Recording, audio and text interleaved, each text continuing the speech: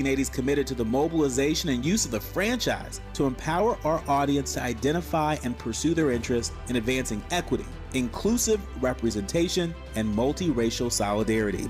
For KBLA Talk 1580, I'm Dr. Nicordelai Corte. We welcome your feedback. Climate is king. At KBLA Talk 1580, we believe that caring for the community means caring about the climate. You might have heard that we announced a pretty bold 12-month, $2 million campaign to do 4 things. Increase climate literacy, turn up the volume on communities of color in the climate conversation, connect everyday people with the resources they need to survive and thrive, and highlight frontline climate justice crusaders of color throughout this year. KBLA Talk 1580 will be bringing you insightful interviews on all of our shows to help raise your climate IQ. Each quarter this year, we will also be hosting free climate events in various communities throughout the city with food, fun, and forward-thinking conversations. Thanks to partners like LADWP, Metro, Caltrans, the Sierra Club, the California Community Foundation, the California Endowment, AQMD, MWD, and more. You'll also be hearing more about a couple of national town halls broadcasting live from Los Angeles, to which you will be invited. And we'll be rolling out a robust social media campaign on all our platforms, as well as an outdoor media campaign, all designed to educate, enlighten, and empower you in our fight for climate justice. We want cleaner air. Caring about the community means caring about the climate. At KBLA Talk 1580, we believe that we really can change the world if we care enough. First things first.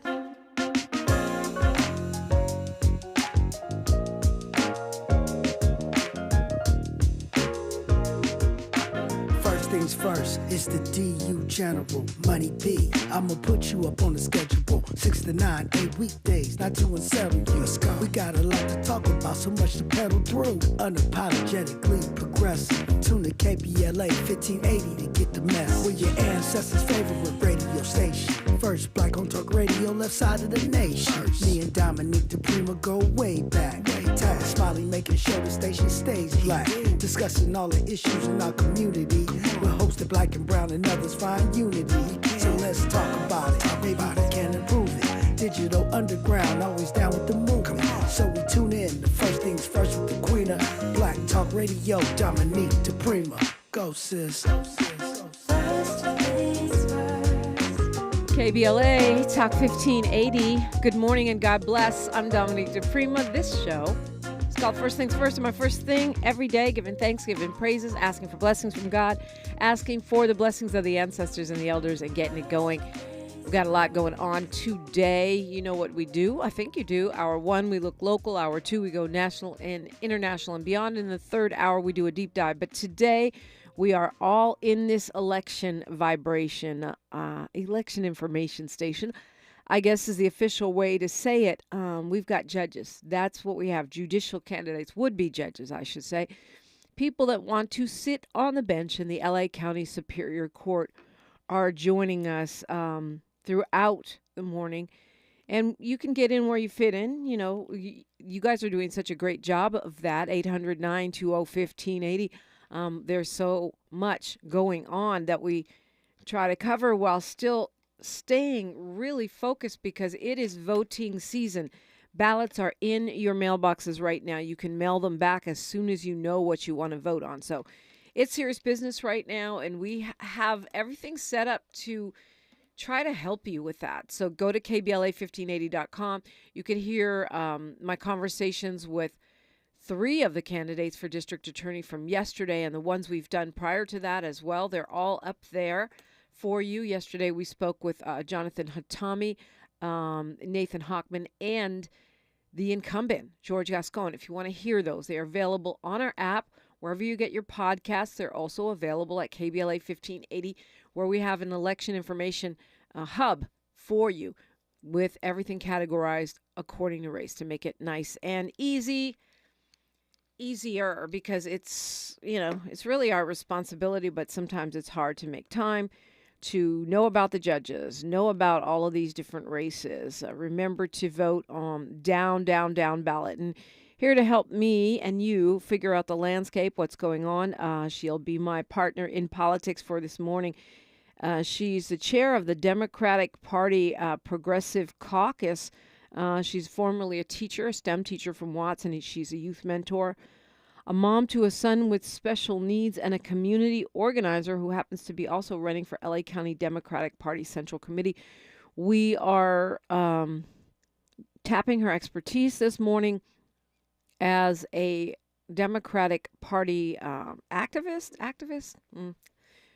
Somebody that's active in the party is what I mean to say. Fatima Iqbal-Zubair, welcome. Thank you so much for having me, and it's great to be back.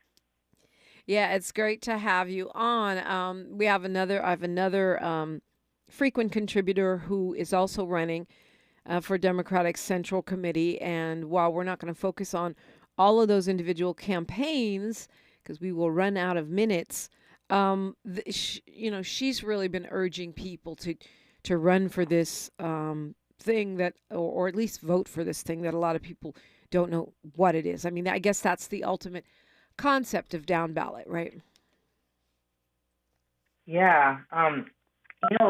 Dominique, I think you said this before. A lot of the problems get solved locally, right? The presidency is definitely important. We want to vote for, you mentioned judges, but there is this little known race called Democratic County Central Committee, and it really dictates. Oh my gosh, sorry, 1 second. I'm sorry about that. Hold on. It is. There's a lot of things we don't pay attention to. I think that's one of them. I do think the definitely the judges is another. Although it seems like, given what we are witnessing in this country between the 91 felonies facing our former president, to some of these key decisions, like the judges continuing to deny restitution to the surviving members of the Black Wall Street, Greenwood, all of these decisions, even the overturning of Dobbs, even though that's at the Supreme Court level, a lot of us have sort of started waking up to how important judges are and paying more attention to those judicial races. Whereas LA County Democratic Party Central Committee sounds like, what even is that? Yeah, so I'll start by saying this is the body that, voted to urge the sheriff Villanueva to resign, right? So we are really the county party that can sort of make, decisions and suggestions on how the Democratic Party should operate. If you want to know how people get endorsements on the ballot, if you are in Compton, if you're in Carson, right, if you're even in Long Beach, it's us, right? The delegates that are in your district vote for who gets the Democratic endorsement. And that's important, right? Because that gets on a mailer. Voters look for that. So we also make decisions on resolutions, right? We see a lot happening around a ceasefire on Gaza, right? We hear a lot of county central committees and city councils making resolutions on these, right? And this really informs a lot of the bodies from, state governments, right? It sets a precedent. And one thing I want to say is LACDP, the LA County Democratic Central Committee, is one of the largest county central committees in the state, right? So we can really set the precedent for how we want the Democratic Party to be run, what type of candidates we want to be endorsed, who we want leading the Democratic Party. And, to your point, you mentioned the judges. I personally am supporting the defenders of justice, Lachey Henderson, George Turner, and Erica Wiley, because, and we can vote for if these candidates get the endorsement. We can uplift these candidates in these spaces. So it's a really important body. I think for those who haven't been tracking the judicial candidates closely, Defenders of Justice is a slate of candidates, and they had a slate last time. They were able to, have some success with getting, I don't know, I guess you would say progressive. I'm not really sure because judges are supposed to be nonpartisan, but they're more defense attorneys. They're more community-based attorneys. They're more, how would you describe the defenders of justice? Because you can't really even say, oh, that judge is a Democrat or that judge is a Republican, that candidate. But what you can do is say, oh, look, they were endorsed by the Democratic Party, the LA County Democratic Party, or, such as that. And that gives you a sense of where they stand in some cases, right? Exactly, yes. And I think for me, I'm a fan of just getting more public defenders, right, in these judge positions. Yeah. You know, we see what needs to be done for criminal justice reform. We see, you know, who's going to jail. It's Black and brown, you know, folks and young people. The school to prison pipeline is continuing. So, you know, honestly, my metric, you know, as a mom, as a special needs son, you know, who's afraid with, you know, of him having encounters with, you know, law enforcement and the like, I want, you know, judges in there that are understanding of folks that are on the margins. And right now, you know, I don't know the exact statistic, but I know the great majority of judges that are in there are not, you know, haven't been, you know, public defenders. They're usually district attorneys or, you know, come from sort of the prosecutor side. So I think that's important to me, someone who's really, you know, understood folks that needed a good advocate in the judge position is really important. Yeah, I mean, I think probably folks realize it when they're standing in front of one, but it feels like now, you know, recently it's been more clear nationally and locally. You know, you look at judges making decisions around housing, unhoused folks, environmental issues. You know, those of us that support Black Lives Matter grassroots and the 33 chapters, looking at how, you know, a judge can play a key role in determining things that impact not just individual criminal cases, but public policy.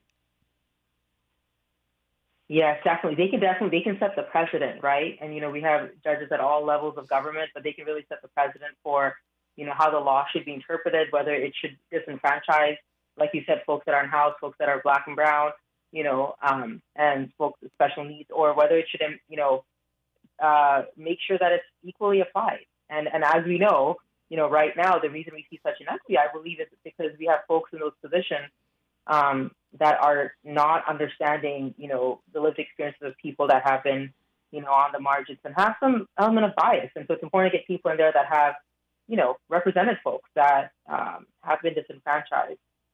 Yeah. Fatima Iqbal-Zubair is my guest, and you're welcome to join us in this conversation, 800-920-1580. In fact, this is a great time to call, talking about what's going on here on the left coast. When we come forward, I want to look at some of the local races. I know, Fatima, you ran for assembly, did awfully well, but not quite an assembly person. So I know you've got some insights on this process and probably some endorsements or races that you're following beyond, you know, just what we've talked about already, which is, you know, just justices, but judges, LA County Superior Court candidates. But there's a DA's race, which we've been talking a lot about here. KBLA has a public safety survey that we did, and the results are up at KBLA1580.com. It really does a deep dive into the district attorney's race, and I find that having these conversations really affirms some of the things that we found. And so love to get your thoughts on that and beyond. This is KBLA Talk 1580. She's reclaiming her time on KBLA Talk 1580. More First Things First with Dominique DiPrima when we come forward. At KBLA Talk 1580, we do Black history every single day. In fact, as the only Black talk radio station west of the Mississippi, we are Black history. Our annual Black History Month luncheon is fast approaching, and we want to be sure to give you ample time to get your company, organization, church, or group to join us at this year's celebration on the last day of the month, Thursday, February 29th at noon. Last year, we honored iconic local Black media personalities, including Pat Harvey, Jim Hill, Mark Brown, Beverly White, Sandy Banks, and Pat Prescott, and raised $20,000 in scholarships. This year, we're honoring Black Hollywood creatives who have used their artistic genius as climate justice champions. At At this year's luncheon, we will be showcasing and sharing their inspiring work on our big screen. Plus, a scrumptious meal, live music, great company, and lots of fun with your favorite KBLA Talk 1580 hosts. So contact us today at info@smileyAudiomedia.com or call 323-290-4690. That's info@smileyAudiomedia.com or call 323-290-4690. We hope to see you Thursday, February 29th as we close out Black History Month. At KBLA Talk 1580, we've got your black. When you use Bounce dryer sheets and your clothes look amazing, it's the sheet. Less static in your life? Yeah, it's the sheet. Smelling fresher than ever? It's the sheet.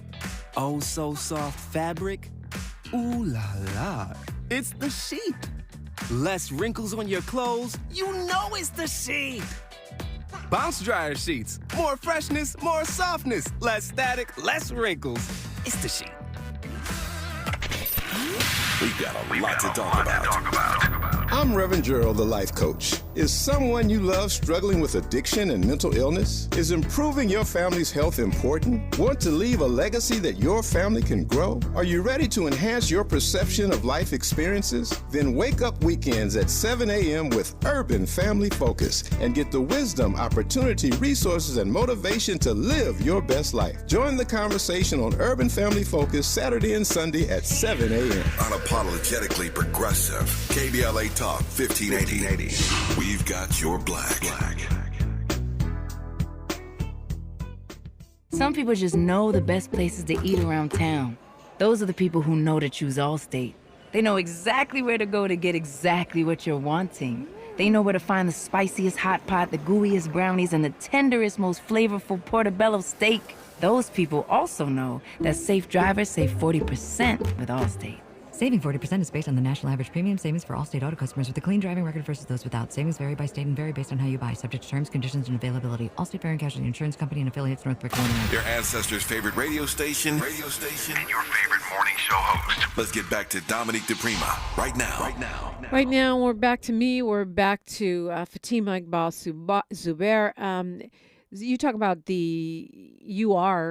over the Progressive Caucus, but what does that really mean? What does the Progressive Caucus do, and how does that fit in with our system, and the advocacy for certain kinds of policies and even candidates?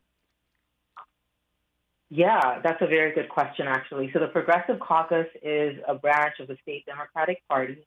There are a bunch of caucuses. There's a women's caucus, there's a black caucus, there's a progressive caucus, there's a Latino caucus. So there's, diversity caucuses, and the Progressive Caucus sort of pulls the progressives from, all those other caucuses. And we're the largest caucus in the state and the nation in the state Democratic Party. One thing we can't do as a caucus is we can't endorse outside of the California Democratic Party because of the one voice rule. So, but what I can do is, give my personal recommendations as chair, definitely, or my preferences as an individual. And we talk about policies that matter. We did panels on, housing, single-payer healthcare. We had one with the Black Caucus on reparations, because there are bills coming up there. We've talked about the issue in the Middle East. So we bring up those tough conversations that people are afraid to talk about or feel uncomfortable to talk about, but are really needed to make change. So, we'll be clear in separating your thoughts and endorsements as an individual rather than those of the Progressive Caucus itself. That sounds good. Yeah. Yeah. So, I mean, we have a couple of assembly races that are pretty significant. I guess the one we probably focus the most on is 57, just because it impacts, African American community, and you have a bunch of folks running. Well, several people running that are sort of all pretty progressive and/or at least liberal. So it's I don't know. I feel like those races can be confusing. Maybe it's not important because you don't have you not unlike the U.S. Senate, you don't have a Steve Garvey who's way over here in, Ronald Reagan, possibly Trump light land. And then, on the other side of Barbara Lee, it's a little bit more of a ideological close pack. What are your thoughts on that? Yeah, very, very good question. And you're right, that is a very packed race. I've personally endorsed Sade in that race. As a progressive, and you and I have talked about this, right? It's not just words; it's really action. And I like two candidates. I like Sade. I like Achille that's in the race. I feel like they've stood on the progressive side, of doing things and their work, what they've stood for. Part of the reason I personally endorsed Sade pretty recently, actually, was as you know, Dominique, it's in a packed race. If you want to see a progressive succeed, you need to see kind of who's rising sort of to the top, because there's so much special interest money, right? So when you have a few progressives in the race and you have a few moderate candidates, it's really tough to see a progressive get through or progressives get through the kind of that entanglement, for lack of a better word, all that special interest money, all that dark money. And I'm one reason I'm really proud of Sade particularly is, that district also has a big Latino population, and she, has a name that's maybe funny sounding, but she is sticking to who she is as a person, and I think that's really admirable. And also, she comes from being a community organizer, a foster mom, and I really like her authenticity in the race.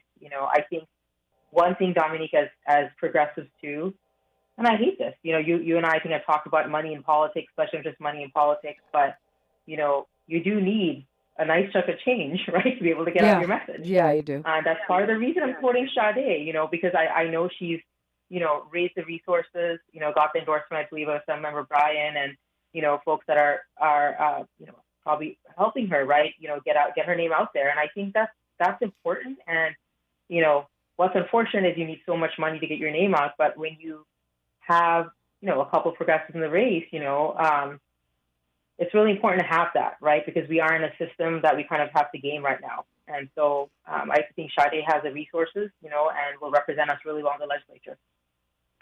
Yeah. Well, certainly we've had her on the show. So if you want to hear for yourself, go to KBLA1580.com. We've had her. We've had Achille.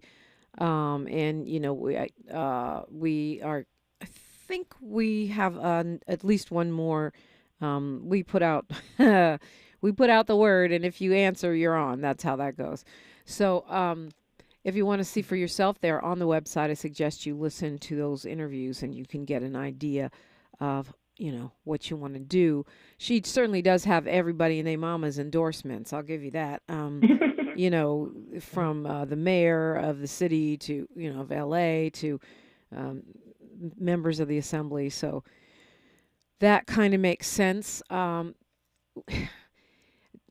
Friday, tomorrow, we'll be hearing from Adam Schiff on this show. We've already talked to, obviously, Barbara Lee for, in the Senate race, U.S. Senate. Katie Porter, for some reason, doesn't seem to have any desire to talk to KBLA Talk 1580. So I don't know that we'll be having her on, but what are your thoughts on that? Well, that's really not good that she's not responding. I didn't mean your thoughts on her not calling us. I just meant your thoughts on the race. Okay. I mean, it's not. I'm not. I try to make it clear. I'm not like, oh well, we hate Katie Porter. No, we invited everybody. Right. Adam Schiff and Barbara Lee responded, and somebody else is just, maybe she's not familiar. I don't know. Maybe her staff is not familiar, but. You calling yourself a progressive, and we are that, so it surprises me. But that's not what I was asking you. I was asking you what your thoughts are on that race.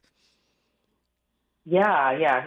Thank you for that question, Dominique. It's a big one, right? Because the Senate is a really important body. We see a lot of things getting stalled there, and I believe California really should have two progressive senators, right? And so I personally endorsed, Congresswoman Barbara Lee, and I believe a lot of progressives have. The Democratic Party, even at our convention, she got the plurality of the votes.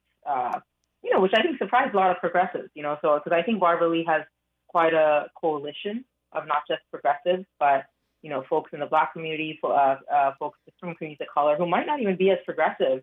Some of those folks, right? But she's gotten folks from all age ranges, and so anyway, I'm supporting her. Here's why I'm supporting her. One, representation is important. Yes. No, yes. go ahead. We just have about 60 seconds to news, traffic, and sports. Representation, 1, 2. Okay, representation is important. Yes. 2, her votes. Right. She's been the only one to vote against war, in many instances to vote against an inflated, budget. And we need that money going to marginalized communities, not more militarization and more wars. And she's not afraid to take difficult stances like she is on Gaza on a ceasefire. And her experience as a single mom, right? A single mom raising a child and going to school. I think those are all unique and really important. She has a record to prove it, and she's, like I said, it's progressive in action and not name, and she's sort of always been there for us. And so that's why I'm personally supporting her and asking everyone to do whatever they can to phone bank for her, donate to her, support her in the primary. Yeah, I mean, to be clear, we love Barbara Lee around here. Adam Schiff has been on this radio station with Tavis and me many times, and I actually like Katie Porter. I like when she pops up in those congressional hearings. But we love to hear from you directly. It's 800-920-1580. We are KBLA Talk 1580. More of First Things First with Dominique DiPrima when we come forward. Thank you for joining us on this Thursday, everyone. I'm Mike Moore. Now here's the latest from the Black Information Network.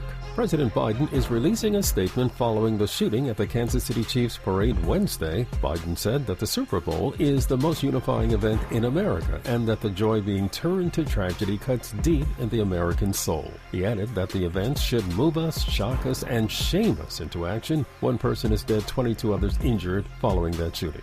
A white woman who was accused of misidentifying as black a decade ago has lost her teaching job in Arizona. Rachel Dolezal, as she was known before legally changing her name, was let go from her job at a Tucson area elementary school after the school district discovered she was posting adult content to her OnlyFans account. And that's the latest. I'm Mike Moore from your 24/7 news source, the Black Information Network and BINnews.com. Why settle for ordinary when you can have extraordinary hair? Visit your local SoCal FS Cut and Color Salon today and let their team of expert stylists pamper you with affordable luxury. Get a free shampoo with every cut. Book your appointment today at FantasticSams.com. Why are people saying Hugh yeah to Jackson Hewitt? When you switch to Jackson Hewitt, they will beat what you paid last year on tax prep, even if you filed online. Proof of prior year payment required when filing. New clients only at participating locations through April 7th. Terms at JacksonHewitt.com. This is the KBLA Sports Minute with Ray Richardson. The Lakers and Clippers headed into the All-Star break with road wins last night. The Lakers beat Utah by 16. Anthony Davis had 37 points and 15 rebounds. Rui Hachimura dropped 36. LeBron did not play. He rested his sore left ankle. Third straight win for the Lakers. They're 4 games over 500 for the first time since December 15th. The Clippers had to finish last night's game at Golden State without Coach Ty Lue. He was ejected with 9 minutes left in the fourth quarter. The Clippers hung on to win by 5. 26 points and 7 assists for James Harden. Paul George had 24. The Clippers go into the All-Star break with the third best record in the Western Conference. They're a game and a half behind Minnesota for the top spot. Tiger Woods is back on the course today for the first time in 10 months. He's in town to compete in the Genesis Invitational at the Riviera Country Club in Pacific Palisades. No debates, no speculation, just the info you need. That's your KBLA Sports Minute. I'm Ray Richardson. More news, opinions, and conversation when we come forward on KBLA Talk 1580. JP Morgan Chase is building on the investments in California to help close the racial wealth gap and build a more equitable future. Visit jpmorganchase.com/racial equity and get the tools to help reach your financial goals. City of Los Angeles landlords that own rent-controlled properties, you are now able to increase rents by 4% for your rent-controlled properties. An extra 1% per utility up to 6% can be added only if you pay the entire gas and electric bill. And don't forget to give your tenant an advance 30-day written notice for rent increases of less than 10%. It is state law. Learn more about the rent increase at housing.lacity.org. That's housing.lacity.org. Don't settle for bumps, ingrowns, and itch due to dry skin. Try Venus for pubic hair and skin, the razor and regimen specifically designed for your pubic area. Featuring a razor with patent irritation defense bar and skin care regimen that is dermatologist and gynecologist tested. Venus helps protect your pubic skin from shave irritation. Discover the full regimen of products at GilletteVenus.com.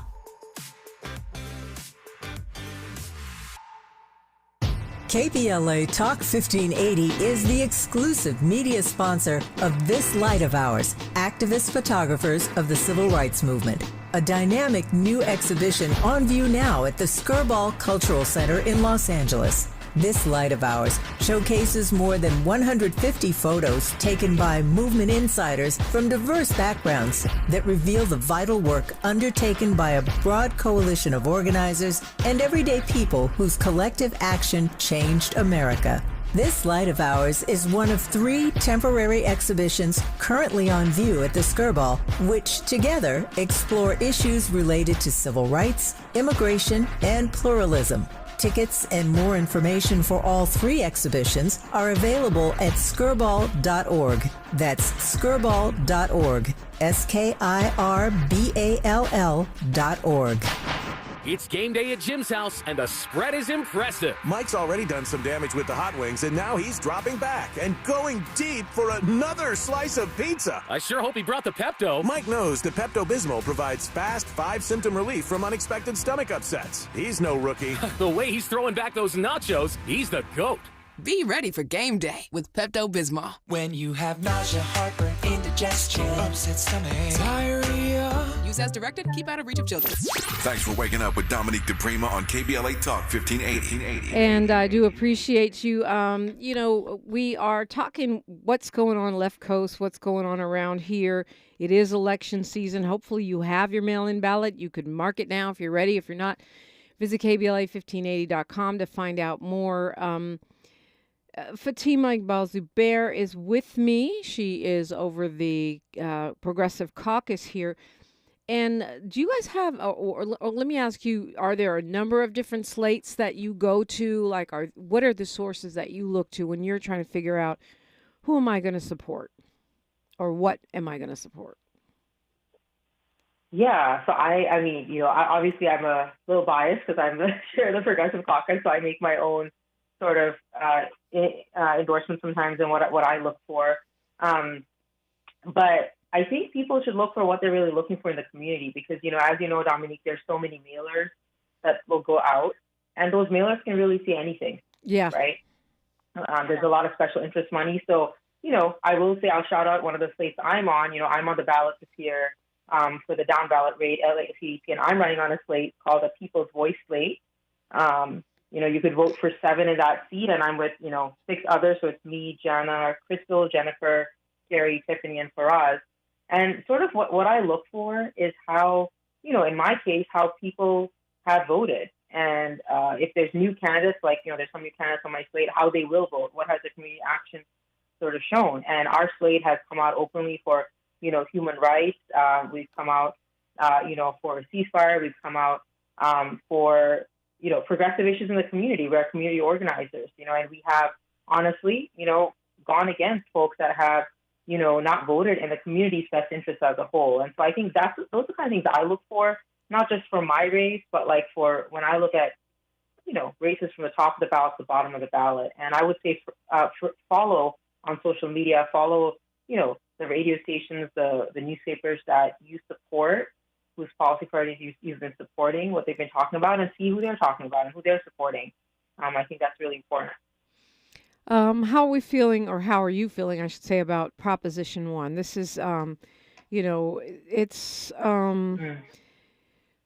dealing with mental health, right? And the I think it's adjacent to the unhoused persons crisis.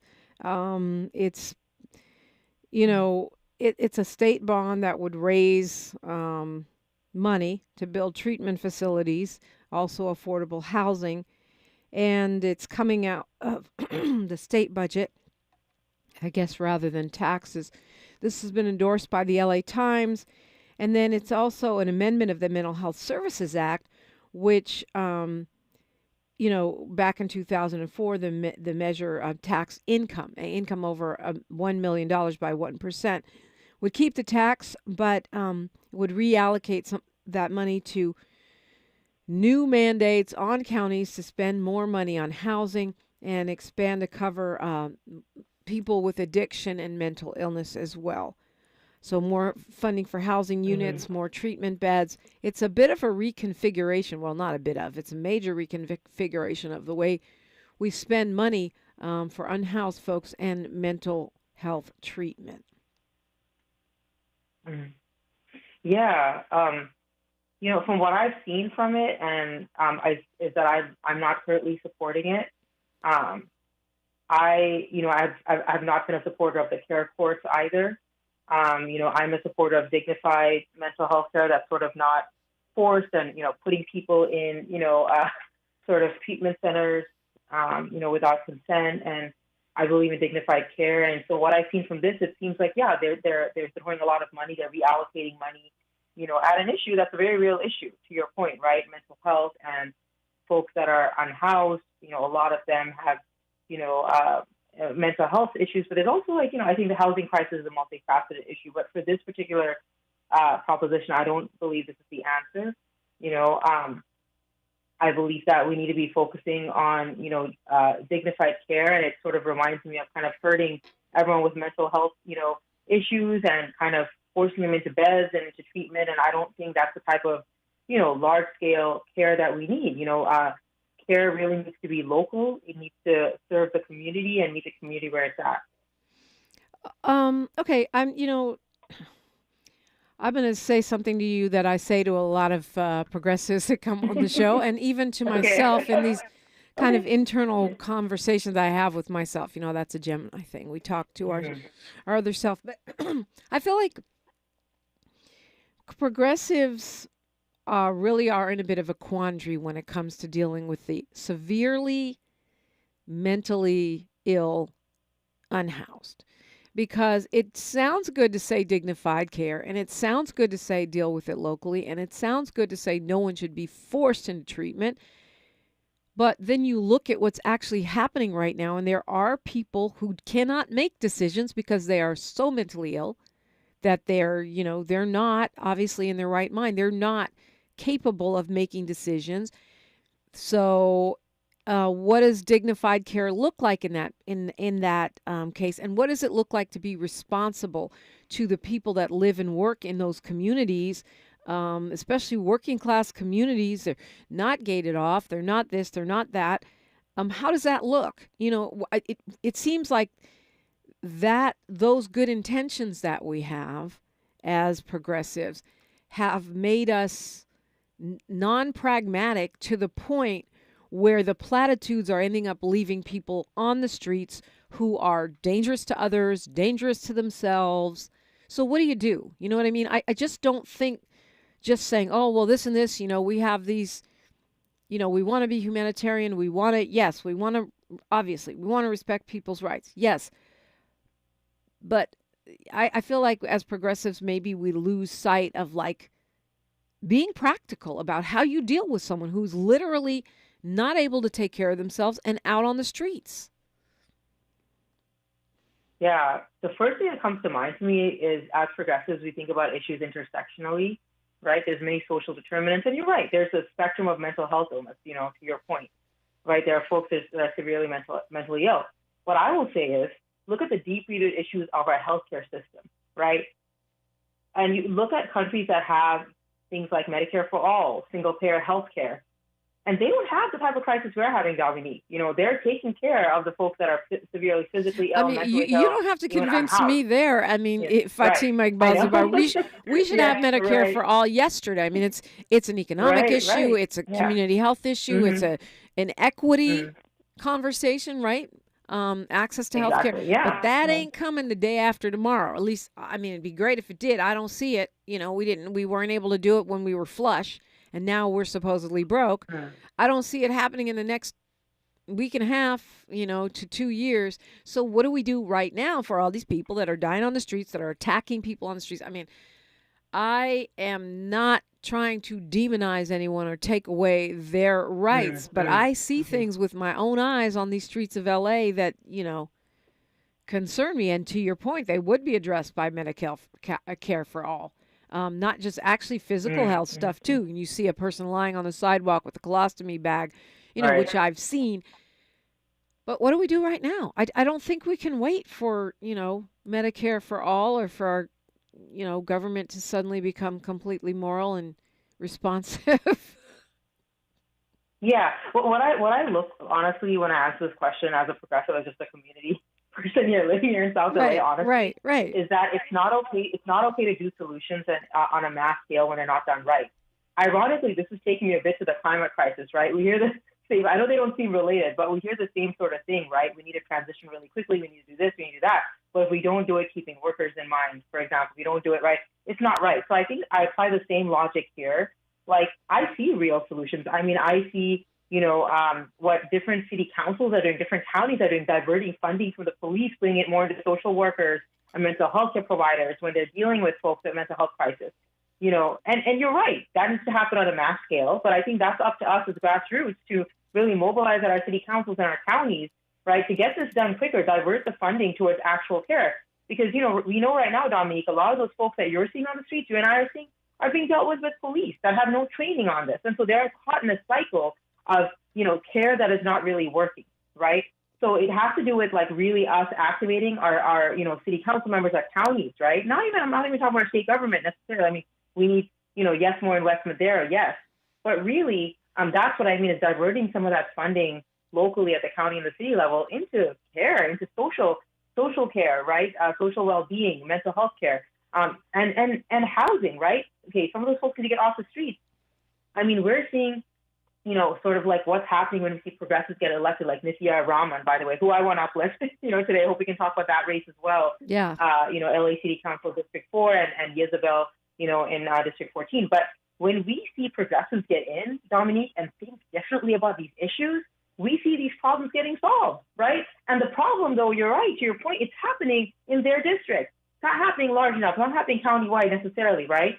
And so my answer to you is, we need to do it right. Just because we have a severe crisis, we cannot, get to the point where, okay, if this proposition passes, it'll help, 10 to 15 to 20% of the most severely mental health. Maybe you're right there. But what's it going to do to the other 80%, right? Are they going to get the care they need? And I believe the answer is no. So I think it's our job as progressives, as grassroots, to really be going to our city council meetings, our county meetings, and really pushing forth on those issues. And honestly, talking about today, elections, getting more people elected, right, to those local offices who really believe in those things. If you're just joining us, we were talking about Proposition 1.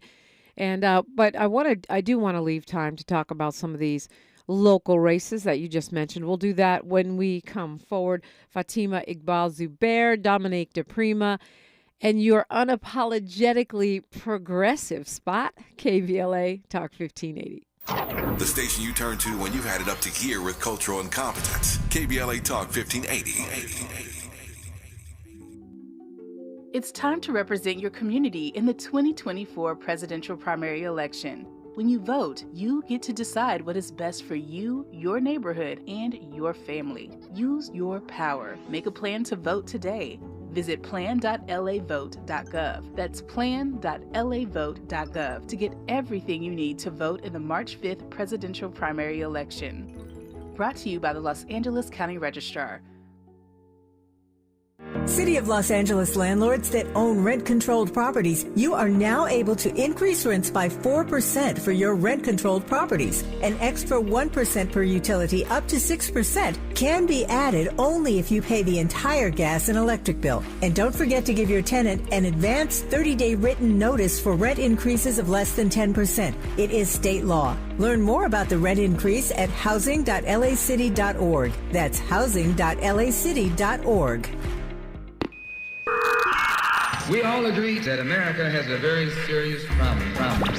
Okay, KBLA delegation, we need your help as we launch our 2024 Climate Justice Campaign. We would deeply appreciate you going to our KBLA 1580 website and filling out a short climate justice survey, which will help us better serve our beloved community as we build out this campaign. It'll take you just a few short minutes to complete the online survey, and the information you provide us will be invaluable as we do our part to hold folk accountable and amplify the voices of our people in this climate conversation. When you take the survey, you'll be automatically entered to win seats at our annual Black History Month luncheon, Thursday, February 29th. So, hit our website at KBLA 1580. Help us out by taking the short climate justice campaign survey, and you could be our guest at our annual Black History Month luncheon, Thursday, February 29th. Thank you in advance for your consideration and cooperation. At KBLA Talk 1580, we care about the community, we care about the climate.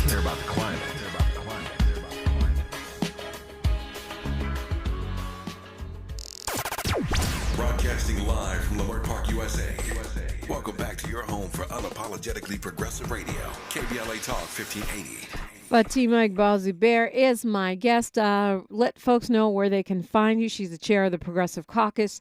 She is working on becoming a member of the Democratic County Central Committee. Yeah, the name alone. Tell us where we can find you. Yeah, sure. And we just wanted to flag too, I'm a current member of the Democratic County Central Committee, so I've seen some of the good things and some of the not so good things in there. And that's why I'm kind of motivated to elect a slate to change it and not just myself. But you can find me on Instagram. I'm at Fatima, Fatimai Zubair, or Fatima Iqbal-Zubair, actually at my full name. I'm also on X, or previously called Twitter. And you can reach out to me there through those means. And yeah, thank you for sharing, for letting me share rather. Let's talk about Nithya Raman, who's running for re-election, and she's she is a progressive, right, on the Los Angeles City Council. She hasn't been there too long. She's representing District 4. She's an incumbent. But she's an incumbent who's facing really fierce opposition and major fundraising, including by the LA Police Association, aka the police union, to unseat her. Talk to me about that race. Yeah, I think what we're seeing in progressive politics in LA is when we're seeing progressives win, we're seeing massive campaigns backed by special interest dark money, like the Peace Officers Association, like the Apartment Association, like folks that are not representing the most marginalized, put independent expenditures against these candidates. And I just think I want to uplift that race. Progressives for sure have had, as you probably know, some concerns with some of the votes of Councilman Nithya Raman, but she has been transformative in so many ways, and her opponent would be, so much worse on things like, he would support criminalizing the unhoused. He would not support diverting, the budget towards more, what we were talking about, mental health care and care, and Nithya has really been transformative, particularly in the arena of climate justice and housing. Her district has seen significant gains. And I think her election, she ran, Dominique, during my first run for assembly. Her election really inspired others to run and got folks like Councilwoman Ulysses Hernandez in there, Councilman Hugo Soto Martinez in there, and now Isabel in CD14, right, is really kind of following in sort of that movement's footsteps. And I hope to see her in there as well. Yeah, you're talking about, she's actually got two opponents in that race, right? Ethan Weaver and Levon Baronian. For me, I don't get to vote in that race because I don't live in that district. But for me, the fact that progressives are being targeted because of certain votes that they might take, in this case, voting against that police budget, that to me is just reason alone to support someone. Because if we're going to allow, law enforcement to choose our elected officials, then we have a police state. I mean, I know that sounds like hyperbole, but I don't think it is. If we allow the police union to choose our mayor and our city council members, and the city council members and the mayor are the ones that are supposed to be overseeing the police, then you've got the tail wagging the dog, and I have a problem with that. So to me, and I hate to sound like that, but it almost doesn't matter who her opponents really are for me. Just the fact of a progressive being targeted, which one could make that argument about the LA County District Attorney's race. When we come forward, I know you want to talk about Isabel Jurado and leave us with some final thoughts on this in this election season. Fatima Iqbal-Zubair is my guest, and you're welcome in. It's KBLA Talk 1580. Say the quiet part out loud. KBLA Talk 1580. KBLA Talk 1580. We've got a lot to talk about. KBLA Talk 1580, connecting you with services and solutions. Legal Aid Foundation of Los Angeles is a nonprofit law firm that protects and advances the rights of the most underserved, leveling the playing field and ensuring that everyone can have access to the justice system. Every year, LAFLA provides free, high-quality legal services to more than 100,000 people living in poverty across greater Los Angeles. Their unique combination of neighborhood offices, self-help centers at courthouses, and domestic violence clinics puts Legal Aid Foundation of Los Angeles on the front lines in vulnerable communities and at the forefront of change. LAFLA's expert team of attorneys, paralegals, and support staff works to provide direct representation, offer counsel and advice, provide referrals, and educate the community about their legal rights through workshops and seminars. With locations all over LA, you can access their services or volunteer to help no matter where you live. And if you have an urgent issue, call 213-235-0060. That's 213-235-0060. To get legal help, make a donation, or volunteer, visit lafla.org. lafla.org. This is a community call to action from KBLA Talk 1580. eBay Motors is here for the ride. 120,000 miles of night drives, daily commutes, and who knows how many. Are we there yet? Through countless fixes, elbow grease, and a new radiator, you kept your ride alive. With eBay Motors, you have over 122 million parts to keep it running. And with eBay Guaranteed Fit, they'll be the perfect fit every time. Plus, at these prices, well, we're burning rubber, not cash. Keep your ride or die alive at ebaymotors.com. Eligible items only. Exclusions apply. This is KBLA Talk 1580, where hate meets a scholarly match. We're going to have to get you back on, Fatima, because we haven't even touched on all the many environmental issues that are in play right now. And certainly, I know that's one of your areas of expertise. But you wanted to weigh in on the race for the seat currently occupied by disgraced, racist, anti-renter, former city council. Oh, well, he's still on the city council. I wishfully say former council member Kevin De Leon, who's running for re-election. There's a whole bunch of folks in that in the hunt for that seat. But you focus on Isabel Jurado, who has been in here, by the way. What did you want to say about that race?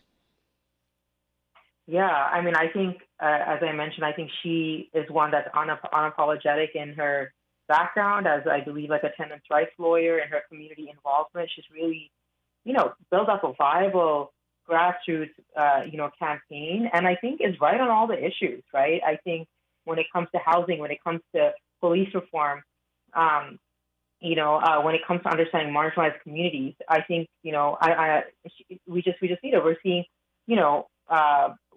what's happening when we get folks that are sort of, I hate using the word establishment, because not everyone in the establishment is necessarily bad, right? But we see what happens when we see the usual type of folks rotated LA City Council. I'm just saying there's a pattern, right? There's a pattern of what's happening. And I think, we see the difference when we get folks like Nithya, Ulysses, and Ugo in, and it's clear with the votes, right? Who's voting for police reform? I don't want to discount folks like Council, and Marquis Perry Dawson and folks like him that have been doing good work. But, you see what happens when progressives get in, right? And so I think that's important. I also wanted to uplift really quick. I know we have maybe 10 seconds, but Measure HLA, I'm for yes. Oh, a couple of minutes. Okay. Yes on Measure HLA. That's going to create safe streets. I think that's also a really important measure to talk about. We talk about traffic accidents and needing to invest in just safe streets for pedestrians and folks that are walking and biking and even, driving a car. So that's important. I just want to uplift that as well. Yeah, I was shocked at how many people in LA get killed by cars. I mean, by people speeding. Right. It's right up there with leading causes of death, especially for kids. So, and a lot of us are, there's some perception, I think, that HLA is just like a revamp of this sort of what it was, the traffic diet, which was just dumb. It was like, let's close down lanes and make even more traffic jams. So how is this different? Yeah, so I've seen that opposition sort of campaign, kind of saying those sorts of things. I mean, this is not really about that, right? I think safe streets actually should mean less traffic, right? And should mean safer traffic. So I think it's just the issue of messaging. And, this is what this measure is not going to increase taxes. I think it's going to improve 2,500 miles of streets, which is really significant. I mean, if anyone has a kid or is a teacher or, knows young people, knows folks with disabilities, you probably know someone that's gotten in an accident, right? And probably gotten severely injured or, even maybe killed. So I know this is really important. This is one of those issues for marginalized communities where we need our streets to be safer. I mean, I think it's a popular issue. And then I hope, Dominique, I can kind of shout out some voter guides. You asked me about some slates, but I wanted to shout out some progressive voter guides. Okay, now you have 10 seconds. Go ahead. All right, 10 seconds. Let's go. Okay. All right. If you don't know who to vote for on your ballot, go to the Knock LA voter guide. Knock LA has great recommendations. If you want something a little more unbiased without endorsements, LAist.com, has great, it just lays out all the choices and explains it for, those down ballot rates. Awesome. From all the way up to the bottom. So. Well, Fatima Iqbal-Zubair, you can find her on Instagram under her name and Twitter as well. Thank you so much for joining me today. Thank you so much for having me. It's always great to be on with you, Dominique. Absolutely. News, traffic, and sports, and then judicial candidates galore. KBLA 1580 Santa Monica. It's okay. Including Christopher Darden. We'll be hearing from him. He wants to be an LA County Superior Court judge. All that straight ahead on KBLA Talk 1580. Thank you for joining us on this Thursday, everyone. I'm Mike Moore. Now here's the latest from the Black Information Network.